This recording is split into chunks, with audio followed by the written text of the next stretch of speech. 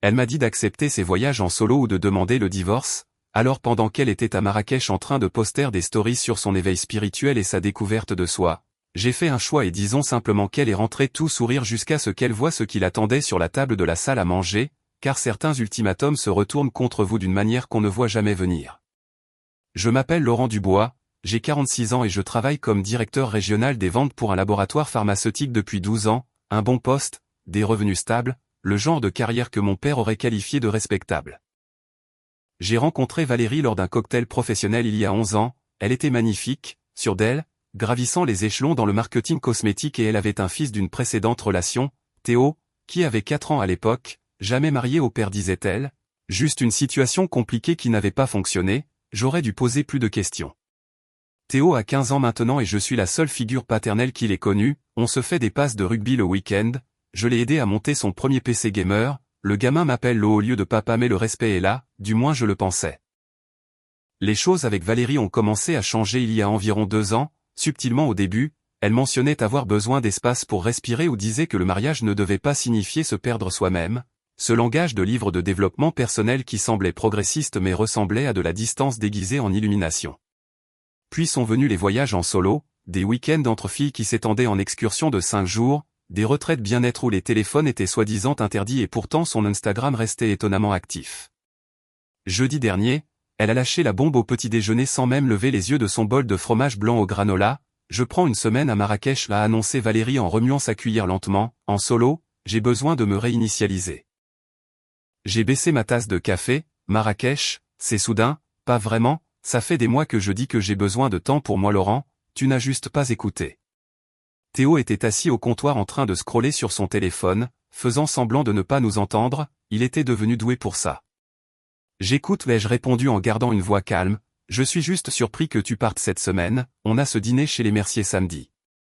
Elle m'a enfin regardé et il y avait quelque chose de froid derrière ses yeux, quelque chose que je n'avais pas vu avant ou que j'avais refusé de nommer. Annule-le, me dit-elle simplement, ou vas-y sans moi, honnêtement Laurent si tu ne peux pas supporter que je prenne une semaine pour moi, peut-être qu'on doit avoir une conversation plus sérieuse. L'air dans la cuisine a changé, le scrolling de Théo a ralenti, même lui l'a senti. Quel genre de conversation, ai-je demandé. Valérie s'est levée, a versé le reste de son bol dans l'évier et s'est tournée vers moi les bras croisés, la lumière du matin accrochait les nouvelles mèches dans ses cheveux, celles qu'elle avait faites dans ce salon huppé du 8e arrondissement, 200 € pour des reflets quasi identiques à sa couleur naturelle. Le genre où soit tu me soutiens dans ma vie, a-t-elle dit d'une voix posée comme si elle avait répété, soit on parle de déposer les papiers, c'est ton choix Laurent, supporte-le ou divorce. Elle n'a pas attendu de réponse, a juste attrapé son sac à main, a embrassé l'air quelque part près de la tête de Théo et a franchi la porte. J'ai entendu sa voiture démarrer et le moteur ronronner dans notre rue calme de banlieue parisienne. Théo a finalement levé les yeux de son téléphone, son expression était soigneusement neutre mais j'y ai capté quelque chose, de la pitié peut-être ou la reconnaissance que les choses étaient en train de s'effondrer. Ça va, a-t-il demandé. J'ai hoché la tête lentement même si je n'étais pas sûr, ouais et toi, il a haussé les épaules et s'est retourné vers son écran, moi ça va toujours, mais ce n'était pas le cas, aucun de nous n'allait bien. Et alors que j'étais assis là dans la cuisine avec mon café froid et l'écho de l'ultimatum de Valérie flottant dans l'air, quelque chose en moi a basculé, pas de la colère ni de la tristesse, juste de la clarté, froide et tranchante comme un matin d'hiver. Elle m'avait donné le choix et pour la première fois depuis des années j'étais prêt à en faire un qu'elle n'attendrait pas. La maison semblait différente après le départ de Valérie, pas plus vide exactement, plus claire, comme si quelqu'un avait essuyé la buée d'une fenêtre à travers laquelle je regardais depuis des années. Je me suis assis dans mon bureau cet après-midi-là, porte fermée, et j'ai ouvert notre compte bancaire joint sur mon ordinateur portable, les chiffres ne mentent pas et je les avais ignorés assez longtemps, 3 virements séparés vers des comptes que je ne reconnaissais pas, 1200 € ici, 800 là, un gros de 3000 il y a 2 mois, tous étiquetés et dépenses personnelles dans son tableau Excel méticuleux car Valérie était organisée, je lui accordais ça, elle suivait chaque euro comme un directeur financier mais ces transactions ne correspondaient à aucun relevé de carte de crédit que j'avais vu. J'ai ouvert un nouvel onglet et cherché les meilleurs avocats en divorce de la région, le premier résultat était un cabinet prestigieux à Paris, Garnier et Associés, un nom ressortait, Maître Hélène Garnier, spécialisée dans les divorces à forts enjeux financiers.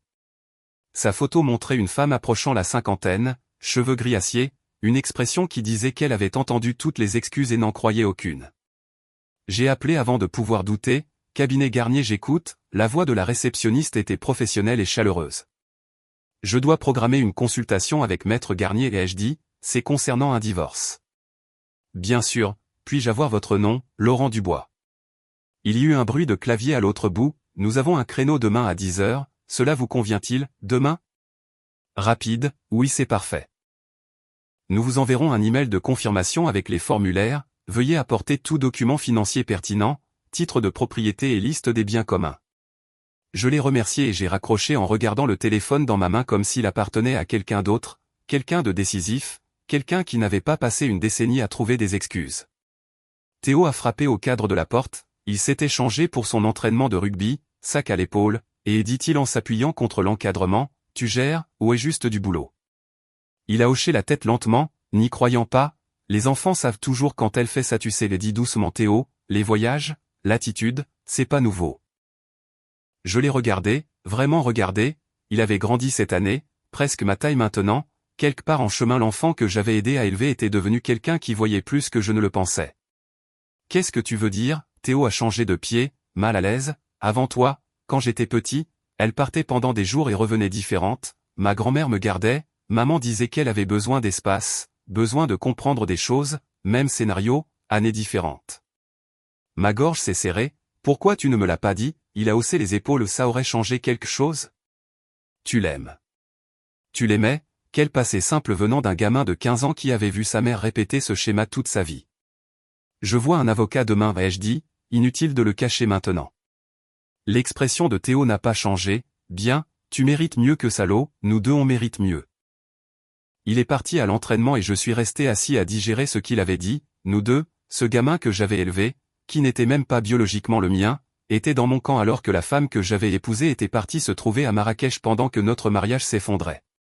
J'ai ouvert mes emails et commencé à télécharger les relevés bancaires, documents hypothécaires, police d'assurance, chaque fichier, chaque dossier. Si Valérie voulait jouer dur, elle allait découvrir que j'étais directeur commercial depuis plus de 10 ans et que je savais préparer une négociation.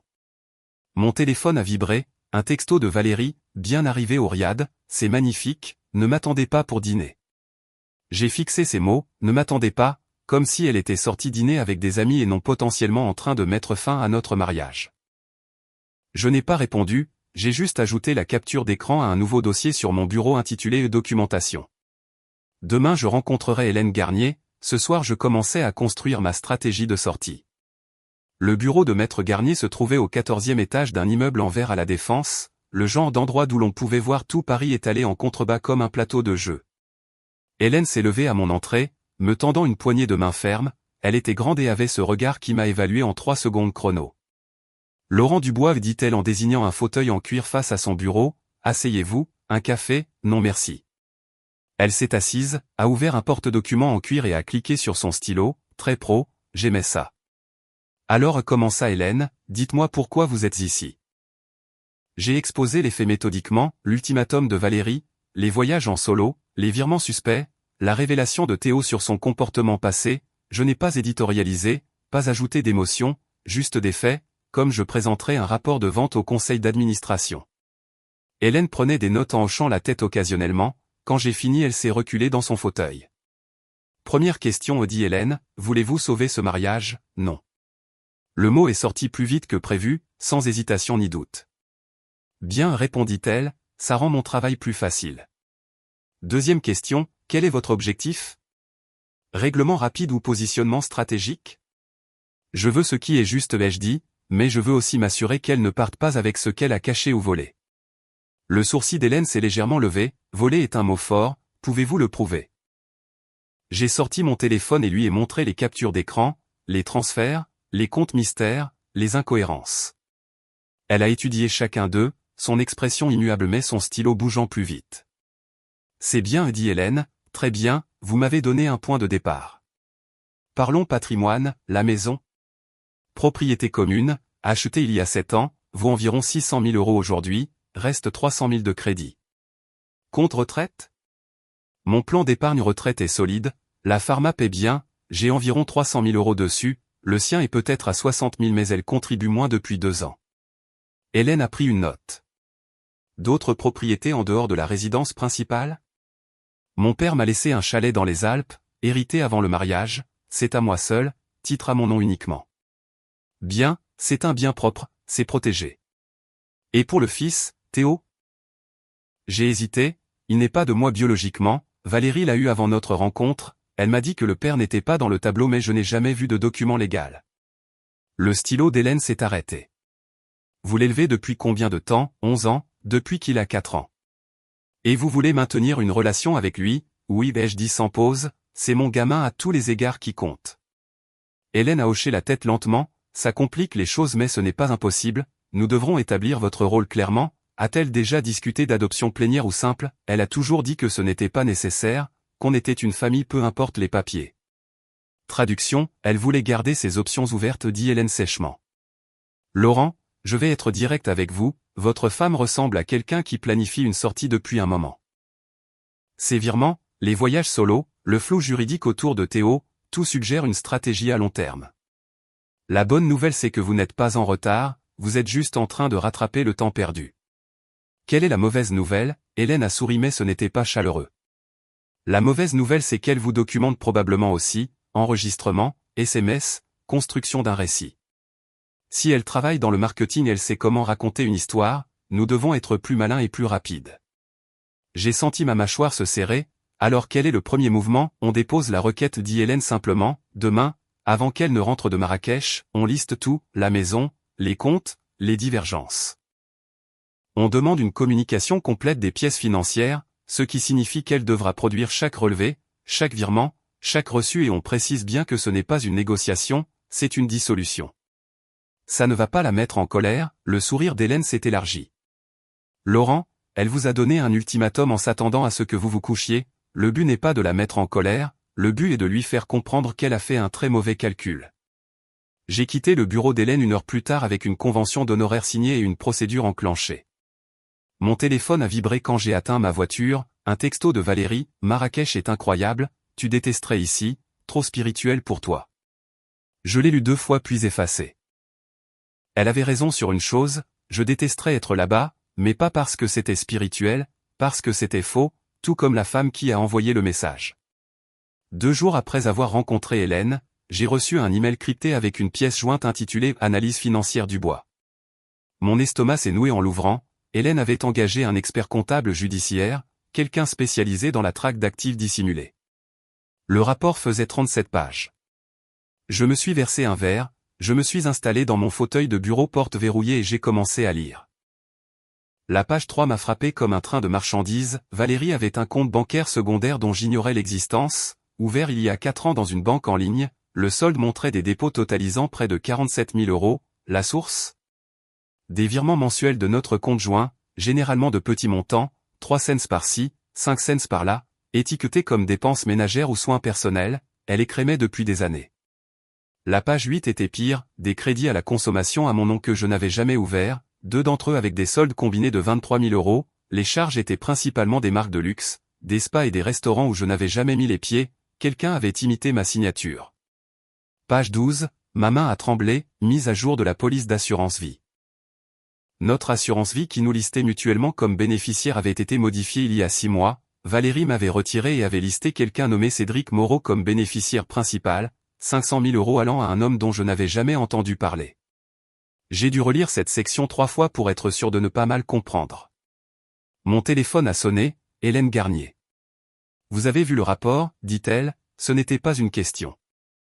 Oui, je l'ai vu. Bien, alors vous comprenez à quoi nous avons affaire, ce n'est pas juste une discorde conjugale Laurent, c'est de la fraude, de l'usurpation d'identité, peut-être pire. Qui est Cédric Moreau, ai-je demandé la voix serrée. On creuse encore mais les recherches préliminaires suggèrent que c'est un ancien collègue de Valérie, il travaille dans la distribution pharmaceutique, ils sont connectés sur LinkedIn depuis 3 ans, il y a des photos d'eux ensemble à des événements pro. Mon cerveau traitait cela lentement comme si je marchais dans la boue. Elle a changé ma police d'assurance vie pour nommer son collègue? Ex-collègue, techniquement il a quitté la société il y a 8 mois, à peu près au moment où votre femme a commencé à faire plus de voyages en solo. L'implication pesait lourd entre nous.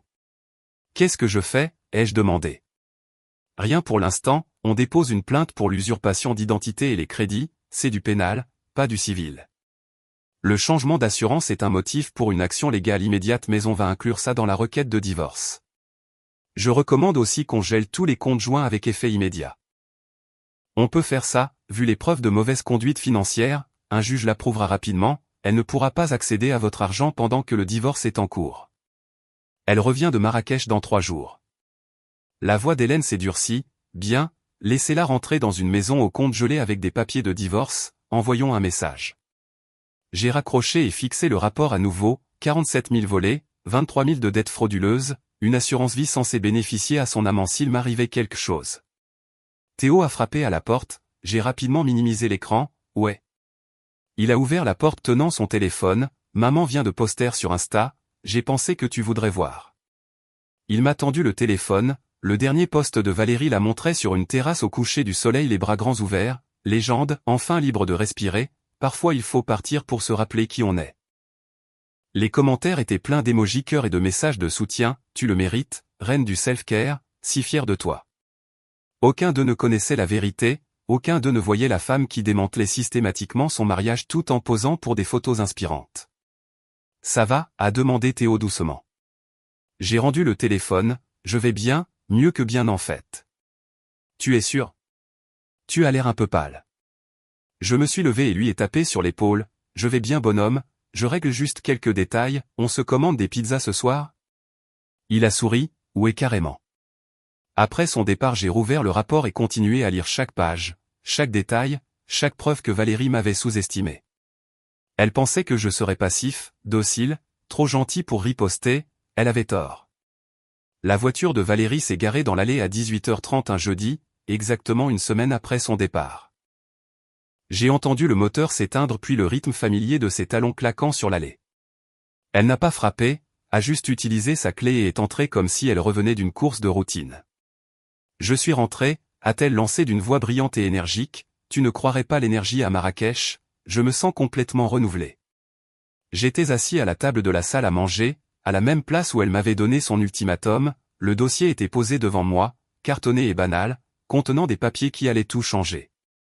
Valérie est entrée dans la salle à manger traînant sa valise derrière elle, elle avait pris le soleil, sa peau était bronzée et éclatante, son sourire était large, confiant, l'expression de quelqu'un qui croyait avoir gagné. Je t'ai manqué, demanda-t-elle en posant son sac de marque sur le buffet. Pas particulièrement, ai-je répondu calmement. Son sourire a vacillé une seconde avant qu'elle ne se reprenne, eh bien c'est honnête, très Saint-Laurent, tu vois l'espace est bon pour la clarté. Elle est allée au frigo, a sorti une bouteille d'eau gazeuse, a pris une longue gorgée, tout ça c'était du théâtre. Alors continua Valérie en se tournant vers moi, tu as eu le temps de réfléchir pendant mon absence? À ce que j'ai dit avant de partir? Oui j'ai réfléchi. J'ai fait glisser le dossier sur la table vers elle. Tes papiers de divorce t'attendent, ils ont juste besoin de ta signature. La bouteille d'eau s'est arrêtée à mi-chemin de ses lèvres, son expression s'est figée, ses yeux passant du dossier à mon visage cherchant la chute de la blague qui ne venait pas, pardon? Tu m'as donné le choix, ai-je dit d'une voix stable, supporter ou divorcer, j'ai choisi le divorce. Elle a posé la bouteille lentement comme si elle bougeait sous l'eau. Tu plaisantes? Ouvre le dossier. La main de Valérie tremblait légèrement en l'atteignant, elle l'a ouvert, ses yeux scannant la première page, requête en divorce, son nom, mon nom, la date, tout officiel et tamponné. Laurence est insensée, dit-elle sa voix montant dans les aigus, tu ne peux pas juste. Je ne pensais pas. C'est une réaction complètement excessive. Vraiment? Je me suis adossé à ma chaise. Tu m'as littéralement dit de déposer les papiers si j'avais un problème, donc je l'ai fait. C'était. J'étais frustré, tu sais comment je suis, je ne pensais pas vraiment au divorce. Alors tu n'aurais pas dû le dire. Elle a feuilleté les pages, sa confiance s'effritant à chaque page, division des biens, demande de communication financière, le chalet des Alpes listé comme bien propre. Son visage est devenu blême quand elle a atteint la section détaillant les transactions financières suspectes. C'est quoi ça, a exigé Valérie en tenant la page, tu as fait enquêter sur moi. Tu as rendu ça nécessaire. C'est une violation de vie privée Laurent, tu ne peux pas juste. En fait si je peux les jeux interrompus, ce sont des comptes joints, j'ai tous les droits légaux de les examiner et il s'avère qu'il y a beaucoup à examiner. La mâchoire de Valérie s'est serrée, elle a claqué le dossier. Tu ne veux pas faire ça, pense à Théo, pense à ce que ça va lui faire. J'ai pensé à Théo, il ira bien, il est plus fort que tu ne le crois, il a besoin de stabilité, il a besoin d'honnêteté et ai-je dit, quelque chose qu'il n'obtient pas de toi. Les yeux de Valérie se sont plissés, le masque tombait maintenant, l'acte d'illumination spirituelle s'effaçait. Tu vas vraiment jeter 11 ans à la poubelle pour un voyage? Ce n'est pas à propos d'un voyage, c'est à propos d'un schéma, à propos de comptes bancaires dont j'ignorais l'existence, de cartes de crédit ouvertes à mon nom, d'une police d'assurance vie qui nomme Cédric Moreau comme bénéficiaire. La couleur a quitté son visage complètement. Où ai-je continué? Je sais pour Cédric, je sais pour beaucoup de choses maintenant. Valérie a ouvert la bouche, l'a refermée puis l'a rouverte, aucun mot n'est sorti, pour la première fois depuis que je la connaissais elle n'avait pas de script, pas de pirouette, pas de réplique. Je dors dans la chambre d'amis ai-je dit en me levant, tu peux rester ici ce soir mais je te suggère de trouver un autre arrangement rapidement, oh et tu remarqueras que les comptes joints sont gelés, ordonnance du tribunal, tu devras utiliser tes fonds personnels jusqu'à ce que ce soit réglé. Tu as gelé mes comptes? Nos comptes? Oui. Le visage de Valérie s'est tordu de rage, espèce de salaud, espèce de connard contrôlant et moralisateur. Signe les papiers Valérie, rends ça facile pour nous deux. Je suis sorti de la salle à manger la laissant planter là avec le dossier et ses attentes brisées. Par la fenêtre je pouvais voir Théo dans le jardin lancer une balle de tennis pour le chien du voisin, il a jeté un coup d'œil vers la maison une fois puis est retourné jouer comme s'il savait déjà comment ça allait finir. Valérie ne m'a pas suivi, elle est juste restée la seule dans la cuisine comprenant enfin que son ultimatum s'était retourné contre elle de façon spectaculaire. Valérie n'a pas signé les papiers ce soir-là, à la place elle s'est enfermée dans la chambre principale et a passé des coups de fil, je pouvais entendre sa voix à travers les murs, montant et descendant, frénétique et défensive.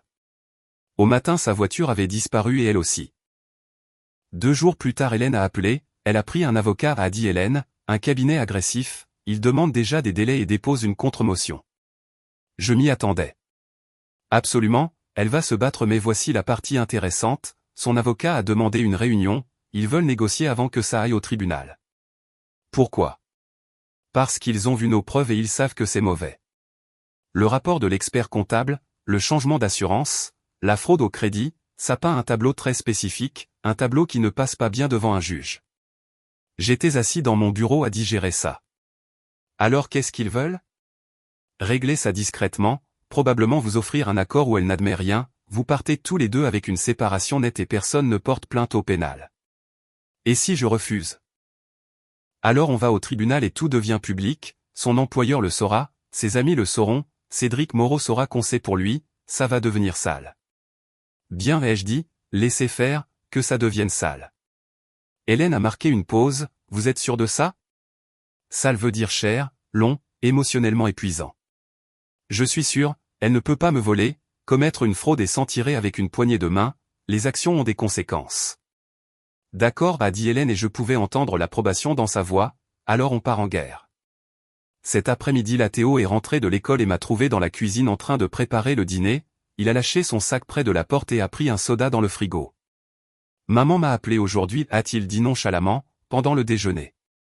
J'ai levé les yeux de la planche à découper, ah oui? Qu'est-ce qu'elle a dit? Que tu essaies de ruiner sa vie, que tu es injuste et cruel. Il a ouvert sa canette, pris une gorgée. Elle a beaucoup pleuré. Et qu'est-ce que tu en penses? Théo s'est appuyé contre le comptoir en m'étudiant, je pense qu'elle fait enfin face aux conséquences pour la première fois depuis toujours et elle ne sait pas comment gérer. La maturité dans sa voix m'a pris au dépourvu, c'est plutôt perspicace. Je l'observe depuis toute ma vie l'eau, elle est douée pour jouer la victime quand les choses ne vont pas dans son sens mais tu n'as rien fait de mal, elle si. C'est quand même ta mère. Ouais a dit Théo doucement, mais c'est toi qui as toujours été là, à chaque match, chaque réunion parents-prof, chaque fois que j'avais besoin de quelqu'un, ça compte. Ma gorge s'est serrée, merci bonhomme. Alors qu'est-ce qui se passe maintenant? Maintenant on attend, ces avocats vont essayer de négocier, on refusera et finalement un juge tranchera. Et moi, a-t-il demandé, où est-ce que j'atterris? La question pesait lourd dans l'air, légalement Valérie avait la garde complète, je n'avais aucun droit sur lui, juste 11 ans de présence en espérant que ça compte. C'est compliqué je l'admets mais quoi qu'il arrive je ne disparais pas, même si je ne peux pas être là physiquement je suis toujours à un coup de fil, toujours. Théo a hoché la tête lentement puis a sorti son téléphone, maman a encore posté, tu veux voir? Pas particulièrement. Probablement judicieux, il a scrollé puis m'a quand même montré l'écran. Le dernier post de Valérie était une photo d'elle dans un café, l'air contemplatif. Légende, parfois les gens en qui vous avez le plus confiance sont ceux qui vous blessent le plus profondément. Les commentaires étaient prévisiblement favorables, reste forte, tu mérites mieux, c'est sa perte. Elle réécrit l'histoire, a observé Théo, se faisant passer pour la victime. Laisse-la faire, ai-je dit, le tribunal s'intéresse aux faits, pas aux légendes Instagram. Mon téléphone a vibré, un texto d'un numéro inconnu, tu fais une erreur, appelle-moi. Je l'ai montré à Théo, tu connais ce numéro? Il l'a regardé et a froncé les sourcils, c'est celui de Cédric, l'ami de maman du boulot. Cédric Moreau, l'homme dont le nom était sur mon assurance vie. Je n'ai pas répondu au texto, j'ai juste fait une capture d'écran et l'ai transféré à Hélène avec une note, preuve de contact d'un tiers. En moins d'une heure, Hélène a rappelé. Ce texto vaut de l'or, ça établit que Cédric Moreau s'immisce dans votre dissolution matrimoniale, on peut utiliser ça pour démontrer une relation inappropriée en cours. Ah bon? Oui, parce que s'il vous envoie des textos sur votre divorce, il est clairement assez impliqué pour avoir une connaissance détaillée de la situation, ça soutient notre récit que leur relation précédait votre séparation. On répond.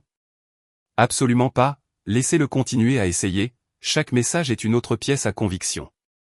Cette nuit-là, je suis resté allongé dans le lit de la chambre d'amis à fixer le plafond, la maison principale était sombre de l'autre côté du jardin, Valérie probablement à l'intérieur en train de planifier son prochain coup. Mon téléphone a vibré à nouveau, un autre message du numéro de Cédric, elle s'effondre à cause de toi, sois un homme et fais ce qui est juste. J'ai souri dans le noir, capturé le message et envoyé à Hélène. Sois un homme, disait-il, comme si la bonne chose à faire était de laisser sa petite amie me voler et commettre une fraude. Demain je ferai exactement ce qu'il suggérait, je serai un homme, juste pas de la façon dont il l'attendait. L'assignation est arrivée un mercredi matin délivrée par un huissier qui avait l'air ennuyé et mécanique. Valérie a signé à la porte d'entrée, son visage devenant blême en lisant l'entête. J'ai regardé depuis la fenêtre de l'annexe alors qu'elle fonçait à l'intérieur serrant les papiers comme s'il la brûlait. Mon téléphone a sonné 5 minutes plus tard. Hélène, elle a été servie, a demandé Hélène. Mise en demeure complète, elle a 30 jours pour produire chaque relevé bancaire, dossier de carte de crédit et document fiscal des 5 dernières années.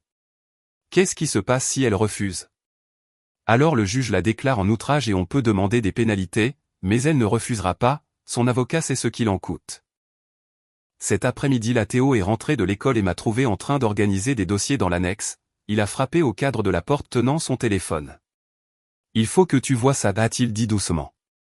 J'ai pris le téléphone, c'était un fil de discussion entre Théo et Valérie, ses messages étaient frénétiques, désespérés, dis à Laurent que j'ai fait des erreurs mais qu'on peut arranger ça, Théo tu dois lui faire entendre raison, il est manipulé par des avocats qui veulent juste de l'argent, je suis ta mère, ça ne signifie rien pour toi. La réponse de Théo était simple, ce n'est pas lui qui a menti. J'ai rendu le téléphone, tu n'étais pas obligé de faire ça. Si je l'étais, a dit Théo, elle continue d'agir comme si tu étais le méchant, quelqu'un doit lui dire la vérité. 2 jours plus tard, la vraie bombe a explosé, Hélène a appelé, sa voix serrée par quelque chose entre la colère et la vindicte. L'expert comptable a trouvé quelque chose, dit-elle, quelque chose de gros. Quoi? Votre femme a un compte OnlyFans, elle crée du contenu depuis 18 mois, contenu explicite, le compte a plus de 2000 abonnés à 15 € par mois. Les mots ont frappé comme un coup physique, je me suis assis lourdement. Vous êtes sûr? Complètement, on a tracé les paiements de la plateforme vers un de ses comptes cachés, elle a gagné approximativement 43 000 € avec ça. Mon esprit vacillait, 43 000? Ce n'est pas la pire partie, a continué Hélène, une partie du contenu a été filmée dans votre maison, dans votre chambre pendant que vous étiez au travail. Le silence s'est étiré entre nous. Je ne trouvais pas les mots. Laurent, ça change tout, ce n'est pas juste des actifs cachés, c'est elle monétisant du contenu intime sans votre savoir ni votre consentement et certains des hommes apparaissant dans le contenu peuvent être identifiés. Cédric Moreau. Entre autres, on analyse encore mais oui il apparaît dans plusieurs vidéos, ça nous donne un levier pour fraude, atteinte à la vie privée et potentiellement plus. Qu'est-ce qu'on fait de ça? La voix d'Hélène s'est durcie, on l'utilise. Son avocat voulait négocier, maintenant on a quelque chose qui rend leur position indéfendable, soit elle accepte nos conditions soit ça devient partie du dossier public du tribunal. Ce soir-là j'étais assis dans l'annexe à fixer le vide, Valérie vendait du contenu d'elle-même, de notre maison, de sa liaison, pendant que j'allais travailler chaque jour en pensant qu'on avait un mariage normal.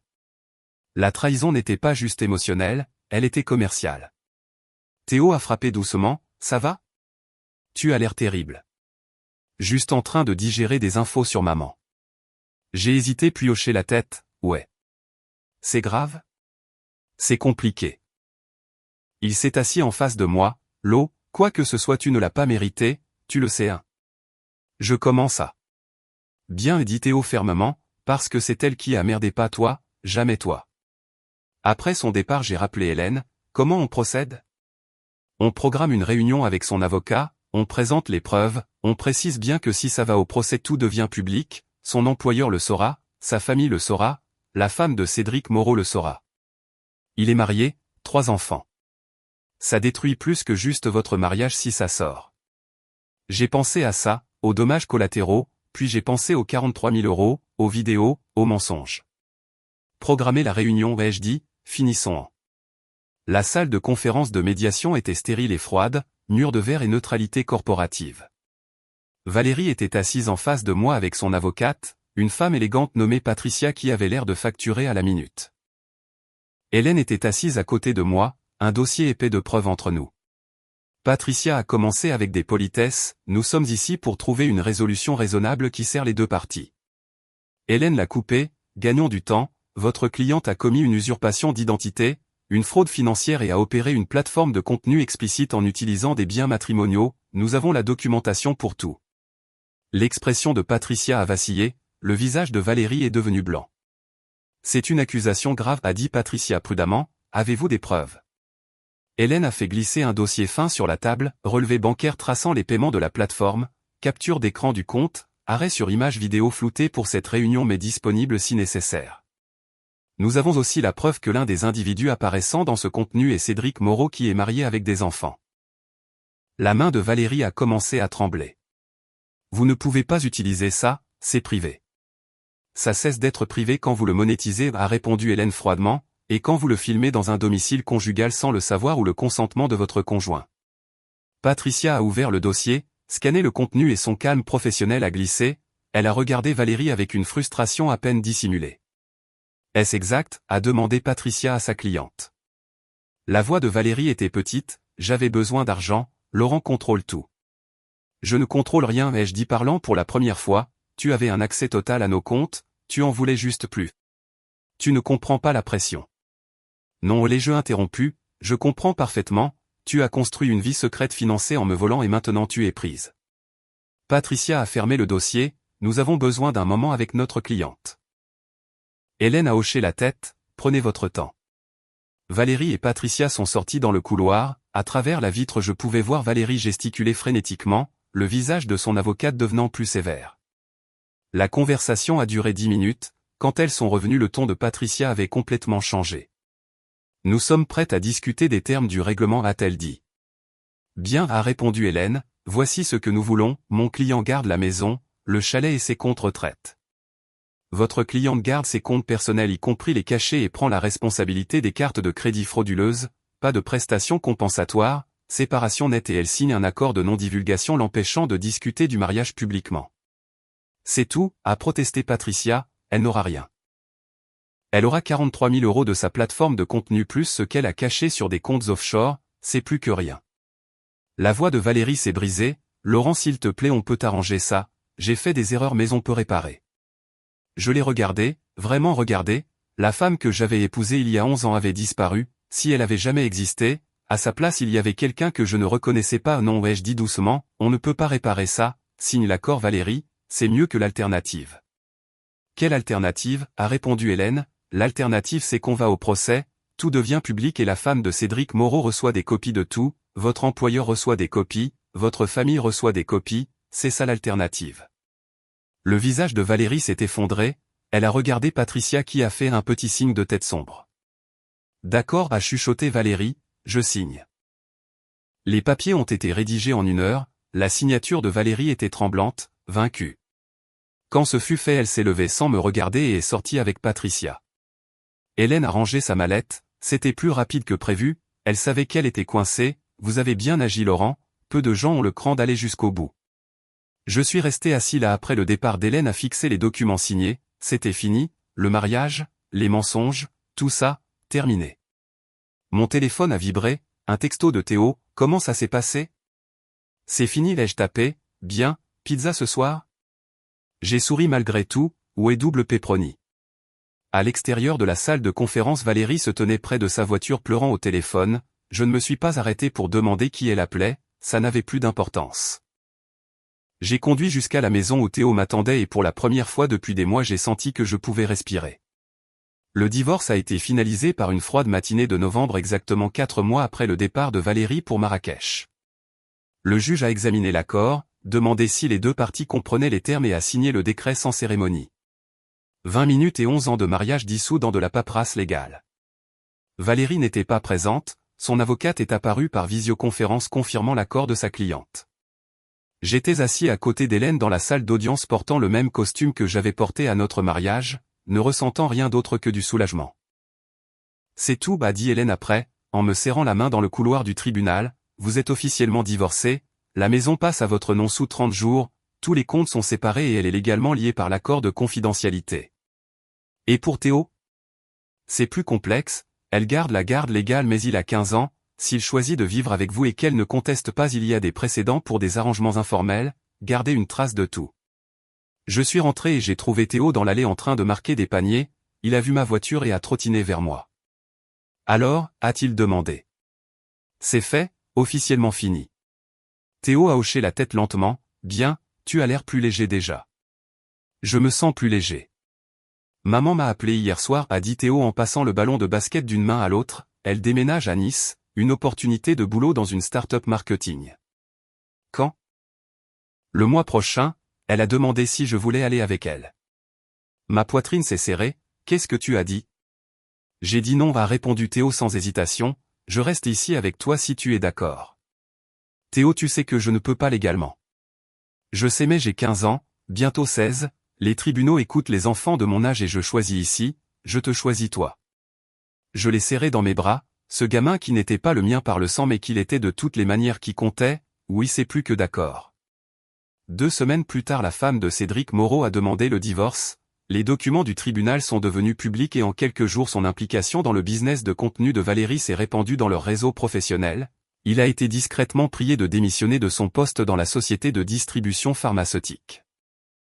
L'employeur de Valérie, une entreprise de cosmétiques de taille moyenne, a mis fin à son contrat après la découverte du compte OnlyFans, politique d'entreprise disait-il, incompatible avec les valeurs de la marque. Et son Instagram autrefois rempli de citations inspirantes et de photos de vacances est devenu silencieux puis a été entièrement supprimé. Je n'ai pas célébré sa chute, j'ai juste regardé ça arriver avec une conscience détachée que les actions ont des conséquences. Hélène a appelé avec une mise à jour, les sociétés de crédit poursuivent votre ex-femme au pénal pour usurpation d'identité, elle fera probablement face à une mise à l'épreuve et à une obligation de restitution. Combien de restitution, ai-je demandé? Environ 30 000 € plus les frais juridiques, elle en aura pour des années à rembourser. Théo et moi nous sommes installés dans une nouvelle routine, dîner ensemble, devoir sur la table de la cuisine, week-end au chalet dans les Alpes où nous pêchions et ne parlions pas de Valérie à moins qu'il n'en parle en premier. Un samedi matin alors que nous rangions le garage, Théo a trouvé un vieil album photos de mariage, clichés de vacances, portraits de famille qui semblaient documenter une vie qui n'avait jamais vraiment existé. Qu'est-ce que tu veux faire de ça, a-t-il demandé. J'ai regardé les images, Valérie souriante jeune et belle, moi à côté d'elle l'air plein d'espoir et naïf. Garde-les si tu veux, ai-je dit, sinon ça peut partir.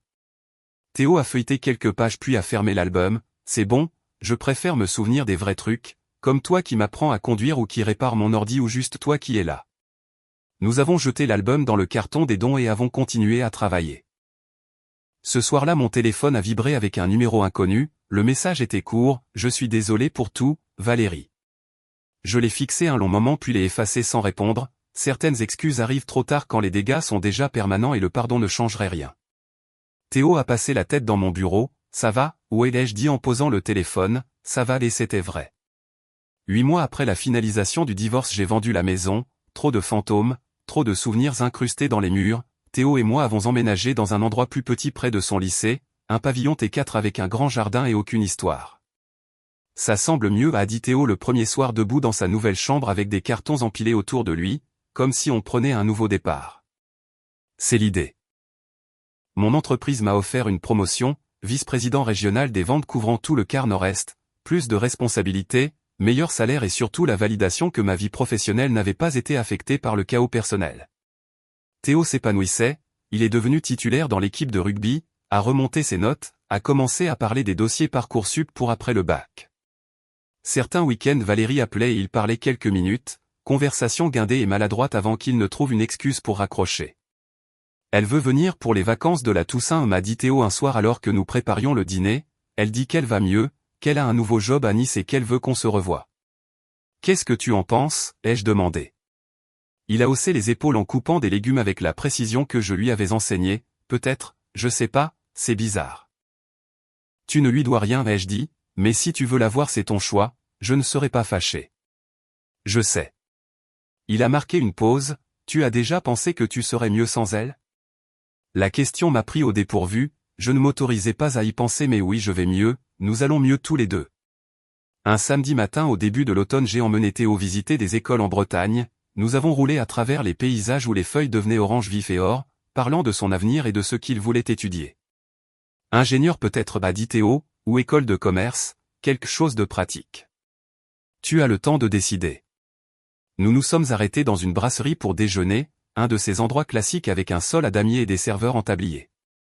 Pendant que nous mangions, le téléphone de Théo a vibré, il y a jeté un coup d'œil et a froncé les sourcils. Maman se remarie, a-t-il dit en me montrant le texto, avec un type qu'elle a rencontré à Nice, ils sortent ensemble depuis 4 mois. J'ai lu le message, Valérie avait inclus une photo, elle et un homme que je ne reconnaissais pas, tous deux souriant à la caméra, sa main exhibant une bague. Comment tu te sens par rapport à ça, ai-je demandé. Théo a posé son téléphone, je ne ressens rien, c'est grave? Non, c'est honnête. Il a repris son burger, tu penses à sortir avec quelqu'un à nouveau? Peut-être un jour, pour l'instant je me concentre sur d'autres choses. Comme quoi? Comme m'assurer que tu entres dans une bonne école, comme ne pas foirer cette promotion, comme apprendre à être bien avec le calme. Théo a souri, tu es déjà bien avec le calme, tu es la personne la plus à l'aise avec le calme que je connaisse. Ce soir-là nous avons marché jusqu'à un point de vue qui surplombait la vallée, le soleil se couchait peignant tout en nuances de rose et d'ambre, nous sommes restés là dans un silence confortable juste à être présents. L'aube, a dit Théo finalement. Ouais. Merci de ne pas avoir abandonné, de t'être battu pour toi-même, de m'avoir montré à quoi ça ressemble quand quelqu'un tient vraiment ses promesses. Ma gorge s'est serrée, tu n'as pas à me remercier pour ça. Si je dois le faire, parce que la plupart des gens ne l'auraient pas fait, la plupart des gens auraient juste encaissé et seraient restés malheureux. Nous sommes rentrés alors que la nuit tombait, la radio jouant doucement, tous les deux à l'aise dans le calme. Quand nous nous sommes garés dans l'allée de notre nouvelle maison, Théo a attrapé son sac et s'est dirigé vers l'intérieur sans regarder en arrière vers la vieille vie que nous avions laissée. Je suis resté dans l'allée un moment regardant les étoiles apparaître dans le ciel assombri, quelque part là-bas Valérie planifiait un mariage avec un homme qu'elle connaissait à peine, construisant probablement déjà les mêmes schémas qui nous avaient détruits, mais ce n'était plus mon problème. Je suis entré à l'intérieur où Théo était déjà en train de piller le frigo et de me raconter ses plans pour le week-end, c'était ma vie maintenant, simple, honnête, sans complications et pour la première fois depuis des années c'était plus que suffisant.